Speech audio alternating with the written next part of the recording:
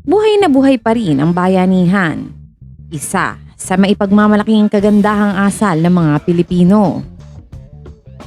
Muling nasaksihan ang pagbabayanihan ng mga Pinoy sa mga lugar na sinalanta ng Bagyong Karina na naghatid ng malakas na buhos ng ulan at malawakang pagbaha sa Metro Manila at Luzon kahapon, July 24, 2024.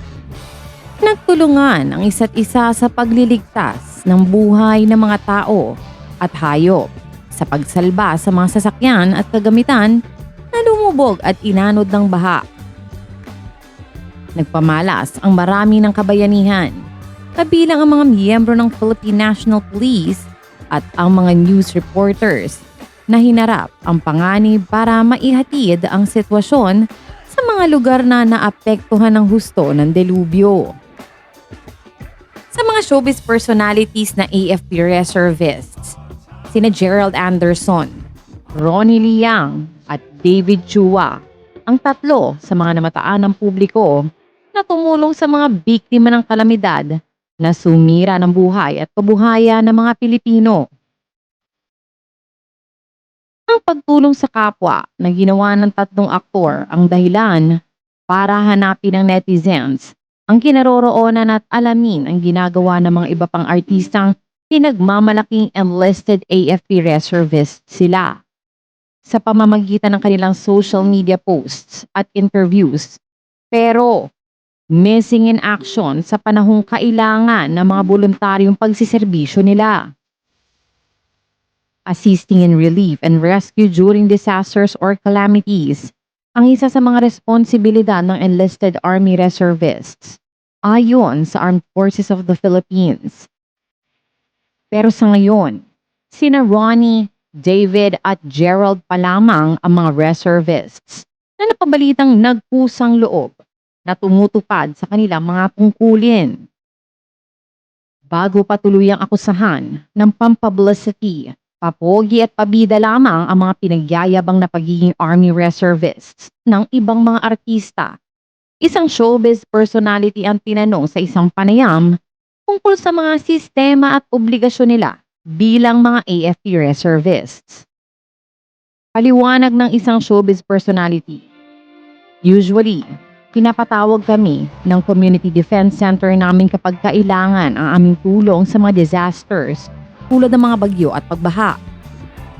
May tinatawag kasi na 11, 12, 13, kung ano ang city na nakasakop sa'yo. Doon sa mga lugar na yon kayo mamimigay ng tulong. Depende sa wing commander mo. Kami ang nilalagay sa front line ng pamimigay ng relief goods. Pagpapatuloy niya pa, unang-una, voluntary yan. Depende sa'yo as reservist kung gusto mo o hindi. Kung pinatawag ka, hindi ka pumunta, it's okay kasi volunteers lang naman kami. Pangalawa, ang commander ang nagpapatawag. Pangatlo, nasa amin na yon. Kung hindi kami patawag o hindi kami pumunta, gagawa na lang kami ng sarili naming paraan para makatulong kasi ayaw naman naming umasa sa resources ng AFP.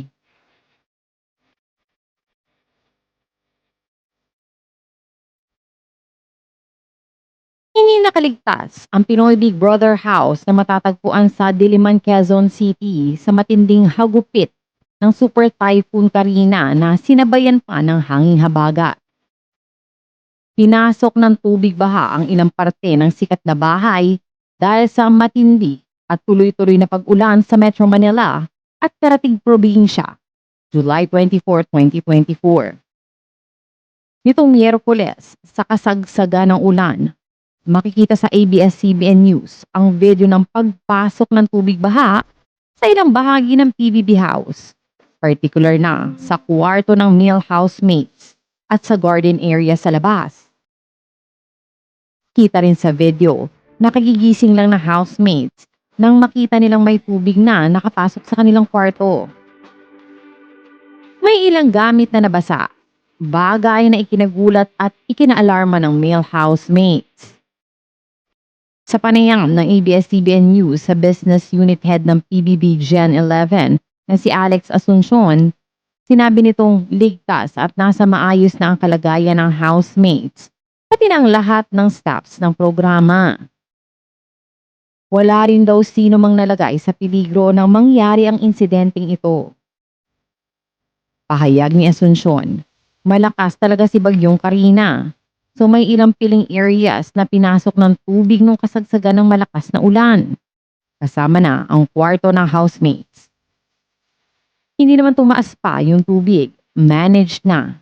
Ligtas naman at malayo sa peligro ang housemates at staff na nasa bahay ni Kuya ngayon.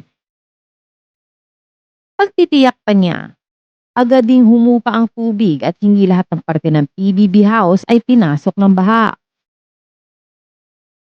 Samantala, ayon sa huling tala ng pag-asa, as of 16 a.m. ng July 25, nakalabas na sa PAR of Philippine Area of Responsibility ang Bagyong Karina.